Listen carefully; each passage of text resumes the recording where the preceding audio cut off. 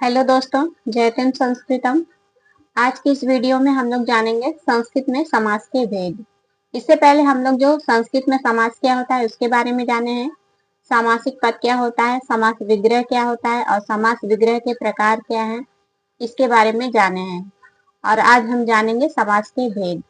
आप लोग वीडियो को पूरा देखा करिए, क्योंकि ये नहीं है कि जितना मैं लिखी हूँ वही बताऊंगी। इसमें कितनी सारी बातें होती हैं जो मैं नहीं लिखी रहती हूँ, उन्हें भी बताती हूँ। तो वीडियो को स्किप मत किया करिए, पूरा देखा करिए, क्योंकि जब पूरा देखेंगे तभी चीज जो है समझ में आएगी। तो चलिए जानते हैं समास के भेद। समास के जो भेद हैं, संस्कृत में समास को लेकर जो है अलग अलग मत हैं।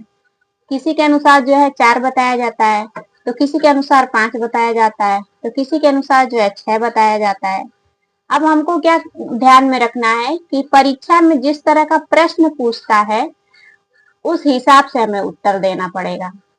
जैसे माध्यमिक शिक्षा का मतलब है जैसे 6, 7, 8 ये जो क्लासे हैं इसको हम माध्यमिक शिक्षा परिषद के अंतर्गत मानते हैं।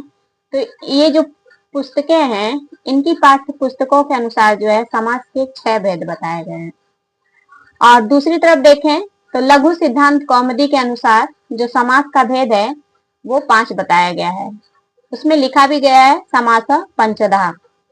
इसी प्रकार हमारा जो है व्याकरण विधि जो 9 और 10 का जो लगा हुआ है व्याकरण, संस्कृत व्याकरण का किताब व्याकरण विधि, उसके अनुसार, और जो टीजीटी में है बुक बाबूराम सक्सेना के अनुसार, जो समास है पदों की प्रधानता व अप्रधानता के अनुसार जो है समास के जो भेद हैं वो 4 होते हैं।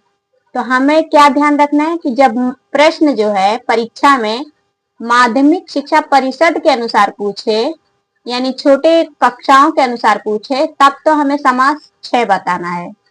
और यदि प्रश्न बन के आता है कि लघु सिद्धांत कौमुदी के अनुसार कितने प्रकार के समास के कितने भेद हैं, तो 5 बताना है।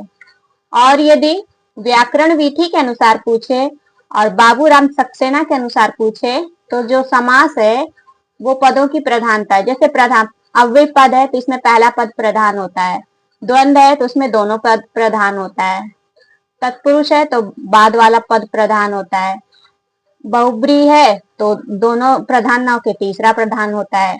तो इसी प्रकार प्रधानता के आधार पे जो है 4 प्रकार बताए गए हैं समास के। तो अब मैं उम्मीद करती हूँ कि आप लोग समझ गए होंगे कि यदि छोटे लेवल में पूछा जाए तो 6 है और टीजीटी लेवल में